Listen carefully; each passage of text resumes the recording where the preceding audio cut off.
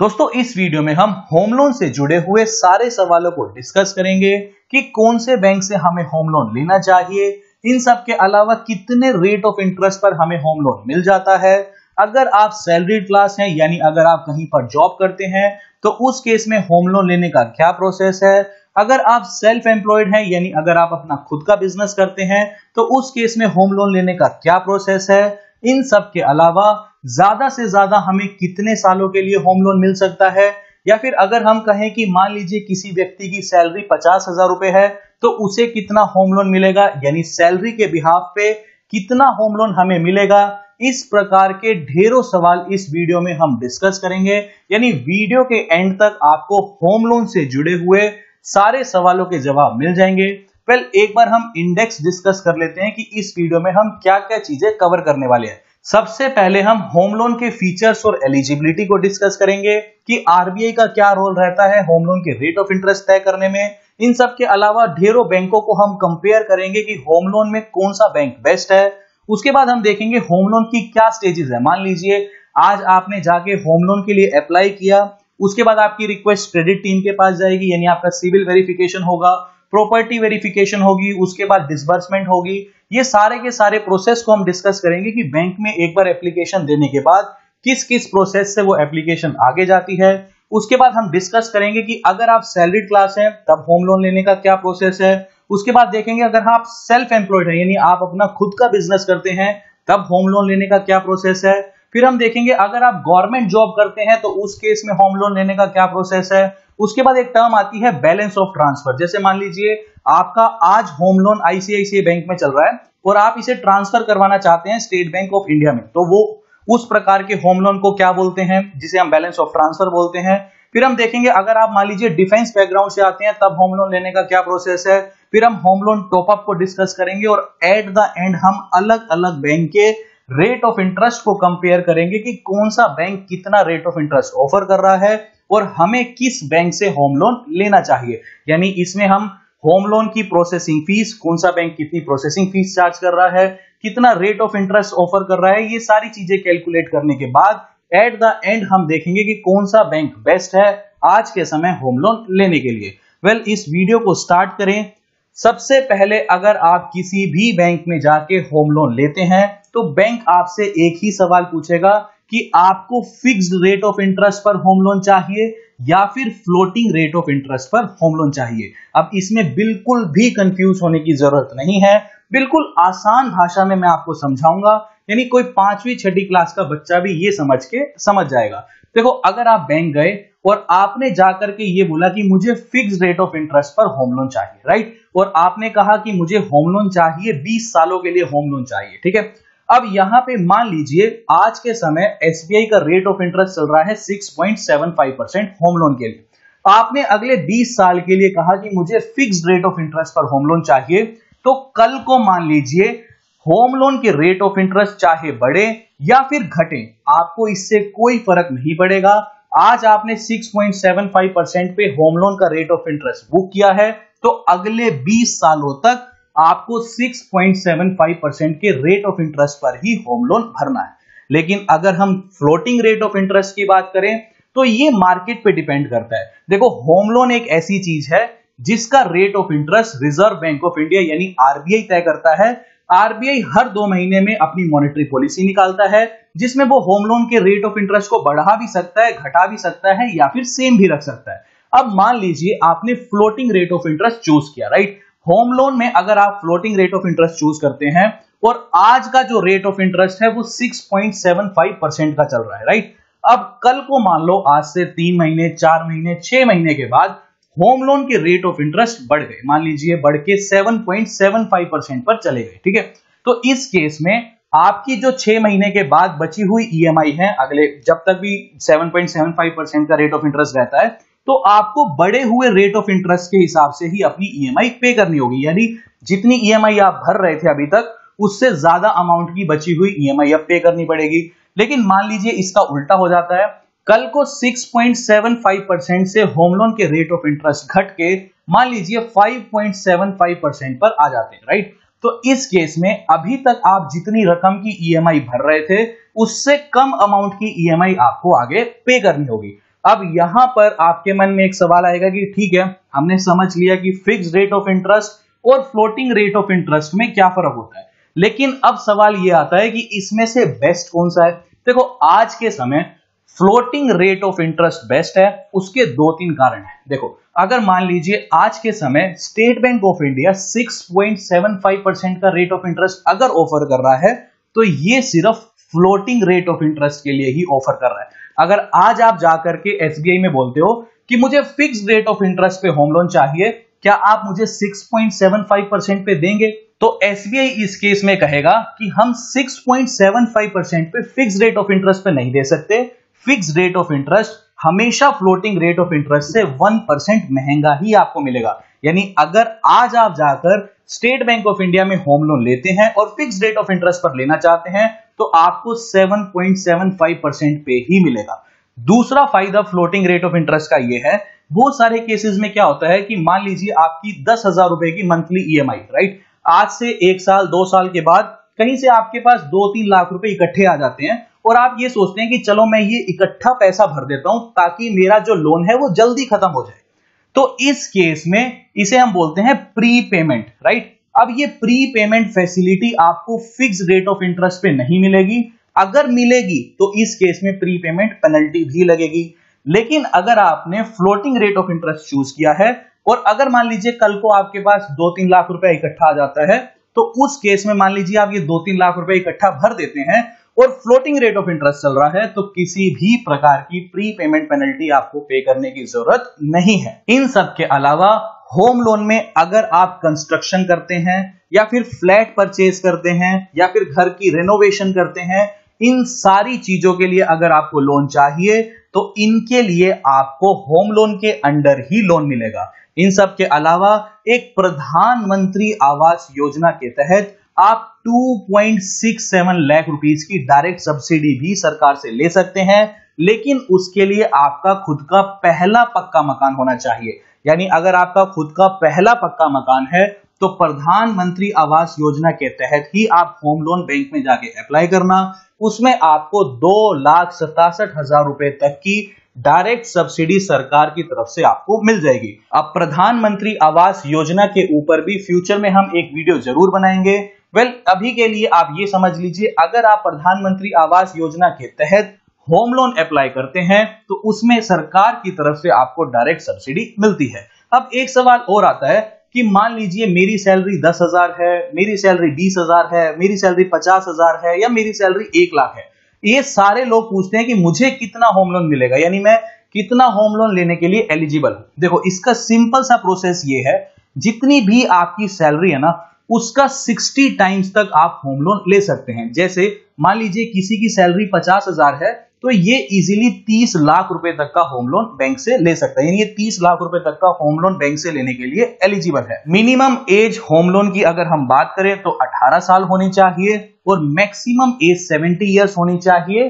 अब 70 इयर्स का मतलब ये है कि जब आप 70 साल की उम्र में पहुंचेंगे तब तक आपका पूरा का पूरा लोन क्लियर हो जाना चाहिए। मिनिमम लोन ज्यादातर बैंक बोलते हैं कि 8 लाख का आपको लेना ही लेना पड़ेगा। अब ये कुछ फिक्स नहीं है, बहुत सारे बैंक 5 लाख भी दे देते हैं, 4 लाख भी दे देते हैं, बट एक मैं normal criteria most of the banks के लिए बता रहा हूं कि ज्यादातर बैंक ये बोलते हैं कि 8 लाख का कम से कम आपको लोन लेना ही लेना पड़ेगा और ज्यादा से ज्यादा 100 करोड़ रुपीस तक का होम लोन बैंक ऑफर करता है। इन सब के अलावा कम से कम आपको 5 साल के लिए होम लोन लेना ही पड़ेगा। यानी बैंक ये बोलता है अगर आप होम लोन ले रहे हैं तो आप ये नहीं कह सकते कि मुझे 1 साल के लिए ही होम लोन दे दीजिए, कम से कम 5 साल के लिए तो आपको होम लोन लेना ही पड़ेगा और ज्यादा से ज्यादा 30 इयर्स के लिए आप होम लोन ले सकते हैं। अब उसके बाद एक टर्म आती है जिसे हम बोलते हैं LTV, यानी लोन टू वैल्यू। अब LTV की अगर हम बात करें तो इसका सिंपल सा मतलब यह है कि बैंक आपको यह बोलता है कि अगर आप 1 लाख से लेके 30 लाख रुपए तक का होम लोन लेते हैं तो इस केस में बैंक ये बोलता है कि 90% जो अमाउंट है वो मैं आपको लोन की फॉर्म में दे दूंगा, बची हुई 10% आपको डाउन पेमेंट करनी पड़ेगी। जैसे उदाहरण के तौर पे अगर आप 30 लाख रुपए का घर खरीदते हैं तो बैंक ये बोलता है कि 27 लाख रुपए तो मैं आपको लोन दे दूंगा, लेकिन जो बचा हुआ 3 लाख है ये आपको खुद ही डाउन पेमेंट करनी पड़ेगी। इन सब के अलावा जो भी आप घर परचेज कर रहे हैं, जब तक इसका पूरा का पूरा लोन क्लियर नहीं हो जाता, बैंक इस घर के ऊपर एक चार्ज क्रिएट करके रखेगा जिसे हम इंग्लिश में बोलते हैं मॉर्टगेज। अब इसका साधारण शब्दों में मतलब ये है कि ये घर बैंक के पास गिरवी है।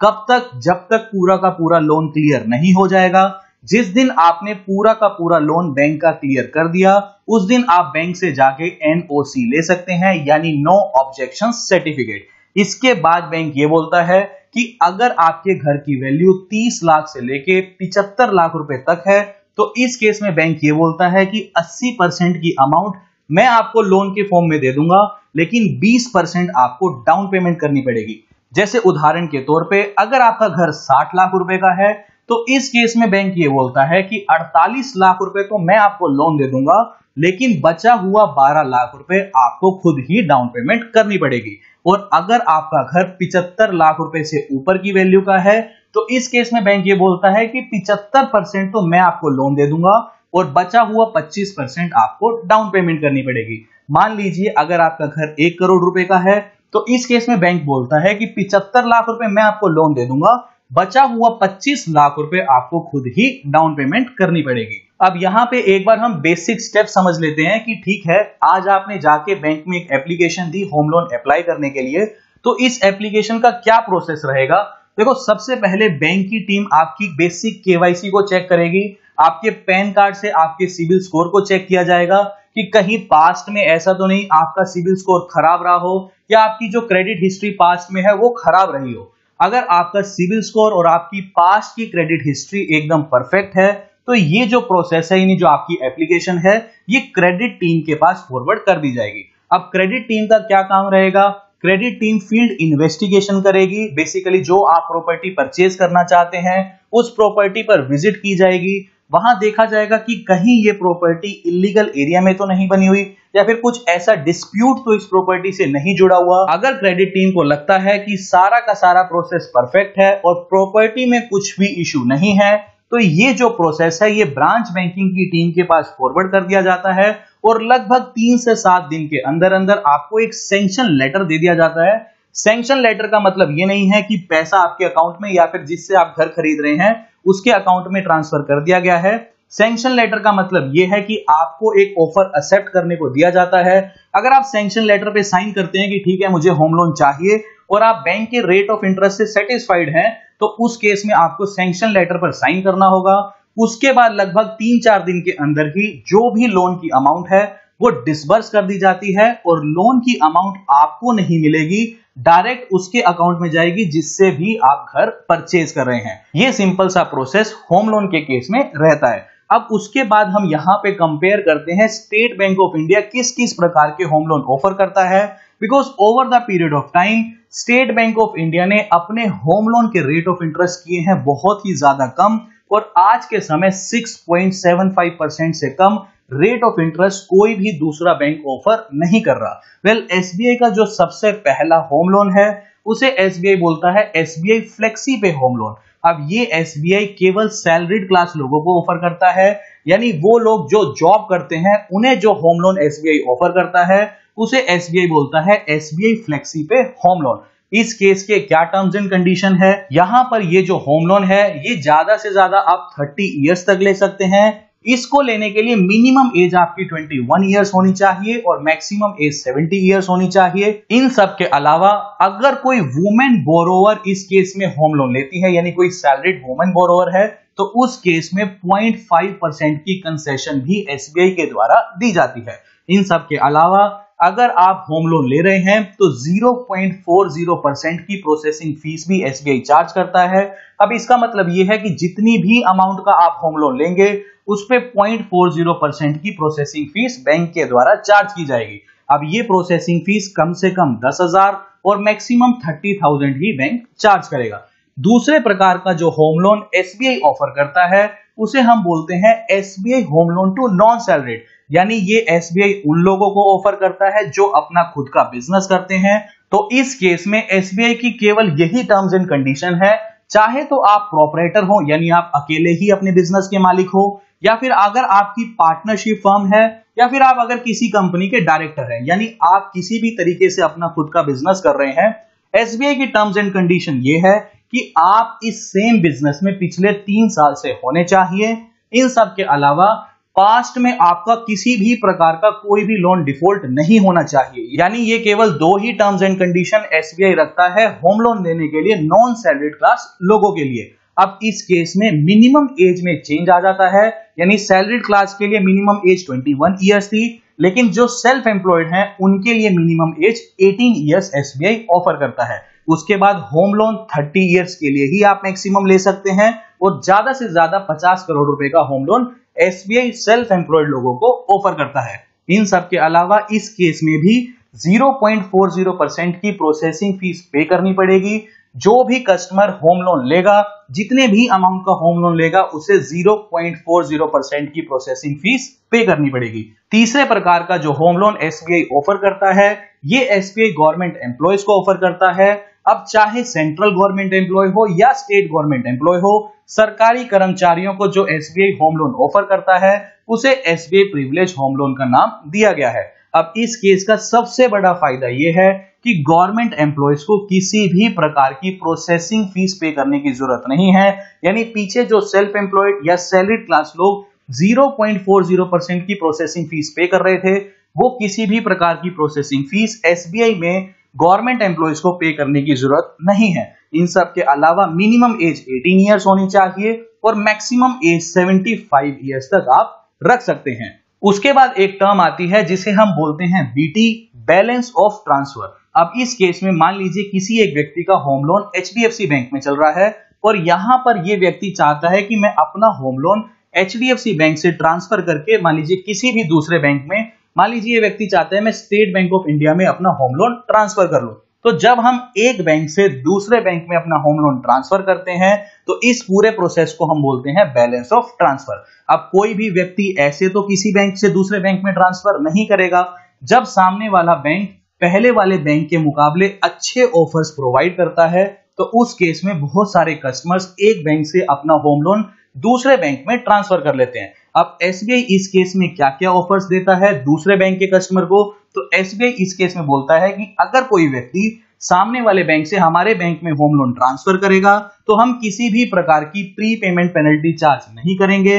इन सब के अलावा अगर कोई वुमेन बोरोवर अपना होम लोन ट्रांसफर करती है तो उस केस में आपको होम लोन के ऊपर एक्स्ट्रा कंसेशन भी मिलेगा, अप टू 0.5% का कंसेशन एसबीआई ऑफर करेगा। इन सब के अलावा ऐसे केस में एसबीआई ओवरड्राफ्ट फैसिलिटी भी प्रोवाइड करता है। अब ये ओवरड्राफ्ट फैसिलिटी क्या होती है, मान लीजिए कोई व्यक्ति होम लोन लेता है 30 लाख रुपए का। अब 30 लाख में से मान लीजिए इस व्यक्ति को घर की कंस्ट्रक्शन करनी है और पहले साल इसने केवल 10 लाख रुपए ही यूज किए। अब इसको पूरे 30 लाख रुपए के ऊपर इंटरेस्ट पे करने की जरूरत नहीं है। इसने जितनी अमाउंट यूज की है केवल उतनी ही अमाउंट के ऊपर इसको बैंक को इंटरेस्ट पे करना होगा। इसे हम बोलते हैं ओवरड्राफ्ट फैसिलिटी। तो इस केस में ओवरड्राफ्ट फैसिलिटी भी कस्टमर को दी जाती है। उसके बाद आता है जो एसबीआई डिफेंस पर्सनल्स को होम लोन ऑफर करता है, चाहे आप आर्मी, नेवी या फिर एयरफोर्स किसी भी बैकग्राउंड से हो, उन्हें जो एसबीआई होम लोन ऑफर करता है उसे एसबीआई शौर्य होम लोन का नाम दिया गया है। इस केस में भी प्रोसेसिंग फीस 0 है। इन सब के अलावा मैक्सिमम 30 इयर्स के लिए होम लोन मिल सकता है। वुमेन बोरोवर को एक्स्ट्रा कंसेशन दिया जाता है। बाकी सारा का सारा सेम प्रोसेस जो हमने पीछे डिस्कस किया था। इसके बाद एक बहुत इंपॉर्टेंट टर्म आती है जिसे हम होम लोन टॉपअप बोलते हैं। होम लोन टॉपअप का मतलब यह है कि मान लीजिए किसी व्यक्ति का एक होम लोन चल रहा है 50 लाख रुपए का। अब मान लीजिए इस व्यक्ति को और लोन की जरूरत है, यानी इस लोन के ऊपर एक्स्ट्रा और लोन चाहिए।